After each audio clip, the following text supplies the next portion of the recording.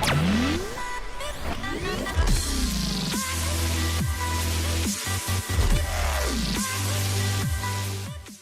there guys, Skippy here from Skippy6 Gaming, coming to you with a cool new video. This video here, guys, we are going to be going over the top 10 villager trades. So depending on who you are, you might have some favorites or some more favorites or some least favorites. Some are rarer than others, but some of the simple ones are the best. So I think without any further ado, we're going to jump into it, and we're going to go to number 10. Number 10, if you're see what that guy's doing, he's doing a pretty good job over there. But if you're a novice or an intermediate Minecraft player, you're going to be playing a new world. The first thing you do is come across a village, and then the first thing you see is this dude right here. Who's this dude? You're going to see right there, emeralds for 21 wheat. Now, why is that guy the best? Because usually dudes, the 21 wheat is standing right next to him. So I know as far as I'm concerned, always the first emerald I get in every single world is oh no, he's mad at me now. Let's go get some more wheat. But usually the first emerald I get in every single world I play is going to be from that villager. So this mechanic is a little bit harder because the villagers are supposed to be taking the wheat. But as you can see, we got 24 wheat. We're going to walk up to this dude. They're on the point. They're on the point. I know this guy right here. Notice he's replanting. Let's go ahead, and what do we want? We want one of those. And there you go, guys. Number 10 villager, wheat for an emerald. Almost everybody's first emerald of the day. Then we could take it to this guy and do something with it or buy something sharp. But thanks a lot, Mr. Villager. Off to number 9. And here we are. This other villager is living at 7-Eleven. Or not living, he's working here. I don't know, man. We're going to go in here. Let's check this 7-Eleven out. And this trade right here is number 9. Is this guy right here, the toolsmith. He is going to offer you enchanted weapons and tools. I really have to emphasize that once these get up to diamond ones, they get a little bit more expensive and pricey. But again, this is something that's pretty specific because honestly, if you get a guy who has a looting sword or a fortune pickaxe or a silk touch pickaxe, they are invaluable. The key to every single world. So the toolsmith here, you get it, buddy. You get number 9. 9 for you. Go back to working at the 7-Eleven and doing your thing. Maybe I want a slushie. Maybe I don't. Let's get out of here. And let's just jump in to number 8. And here we are in my mob grinder world. You might recognize this from classic favorites such as the waffle grinder and things as such. But the one thing that does happen in these flatlands is villages still spawn. So you're going to find one of the beautiful ones right here. It's going to be number 8. It's kind of cool, not the most useful. Let's find this dude. I hope he didn't disappear. No, not him.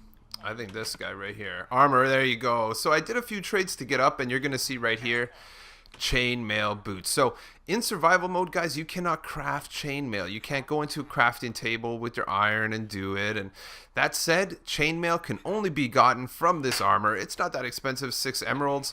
You're looking at 19 for an enchanted diamond armor. But at the end of the day, the reason why, look at this. He just put the whole set right there. So if you really want to rock it and you want to get it, let's get it right here. Let's take a little look-see and make it. Let's put it on. And as you can see, that's the chainmail stuff. So if you want to look sharp in your survival world or whatever world, this is the only way to get it. That's what gives the armorer number 8 spot on our list. Let's just jump through to number 7. And for the number 7 villager trade, I'm straying from the pattern and I'm gonna not make this a trade, but I was feeling bad. See this guy right here, he's moving around. I was feeling bad because the farmer is not too represented. He's only got on this list one other time, so I'm going to give a special shout to the farmer villager here. He doesn't actually trade you anything, but with regards to automatic wheat farms and things like this guy is key. He is pretty much super awesome for it, and maybe he's not trading you anything right now, but I'm definitely going to give him props because this is the guy you need to work one of these automatic wheat farms. He has inventory, so you give him the seeds, he keeps putting them down. This thing pumps out wheat like no tomorrow. Long story short, I thought I'd give him a special shout for number 7, the farmer villager. Underloved, but I love him anyway. We need him for these wicked wheat farms. So let's go back to actual trades and number 6. And here we are, guys, with number 6. This is the Mesa Bryce seed that I've been popping off my new subscriber Let's Play on my live streams on the weekends. And we found this guy up here in the top. And what's he doing? He's got this bad boy. the saddle. So you cannot get a saddle anywhere other than this trade or in dungeons. So that said, if you have an old seed, you know, some people have old seeds made before there were even saddles in the dungeon. So this is the only way to get it. It's a pretty reasonable price. 8 emeralds for a saddle, you know, you can't go wrong with that. But this one clocks in for sure at number 6. Let's jump over to number 5. And we are back at our fun little village area to get the number 5 trade. So the number 5 trade, as far as I'm concerned, comes from this guy right here. Guess what this guy is?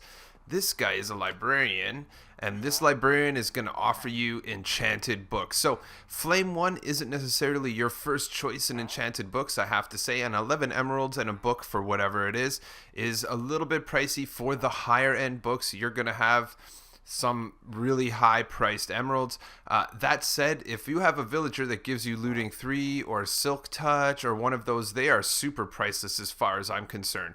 So that said, let's go over here. Where you going, bro? I want that book, yo. Bang, let's get that. And we got our enchanted book. Looking good, looking good. Those librarians are usually hanging out where we have libraries kind of set up like this. They are intermixed amongst the other villagers, but whenever you see one of those, you know there's a librarian kicking around. So that said, let's jump over to number 4. Here we are, guys. Now we're looking at the number 4.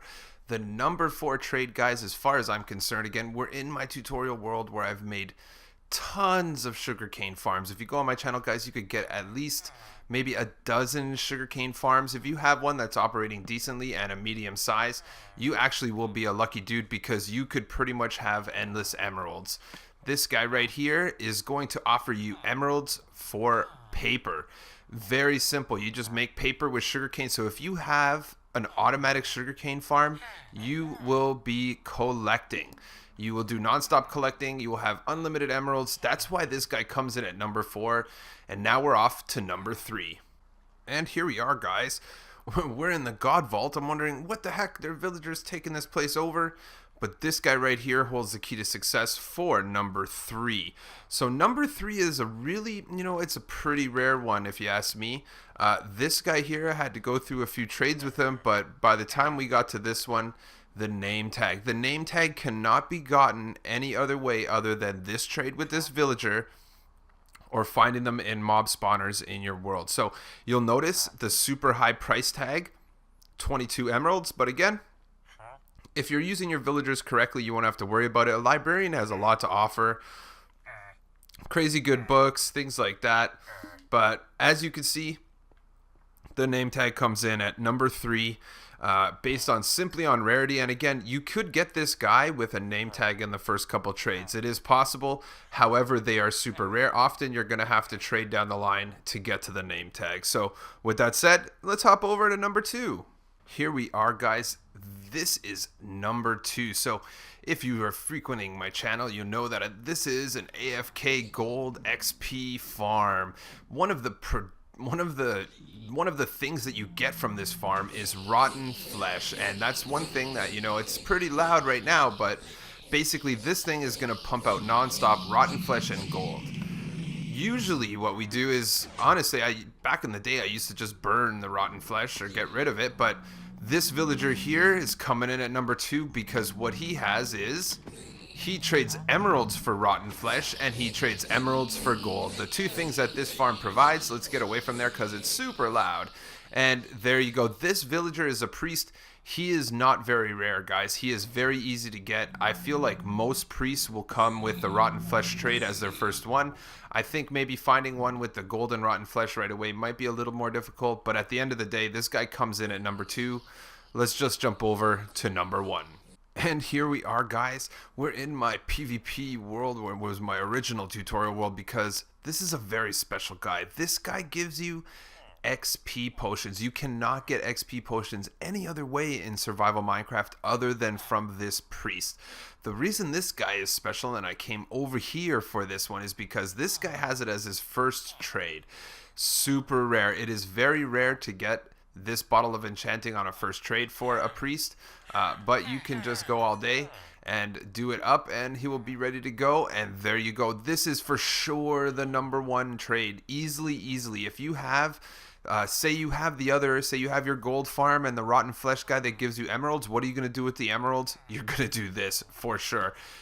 He can do all kinds of things. Look, there you go. He'll even turn to the other guy for you. You just bring this guy right to your gold farm and your Merry Christmas. So there you go, guys. I hope you really enjoyed it. I'm going to try to do a bunch more top 10s, different facts and things like that. And don't forget to smash that like. Don't forget as well to subscribe to my channel for some more stuff. Yeah. Hit me on Twitter, and I'll catch you on the next one.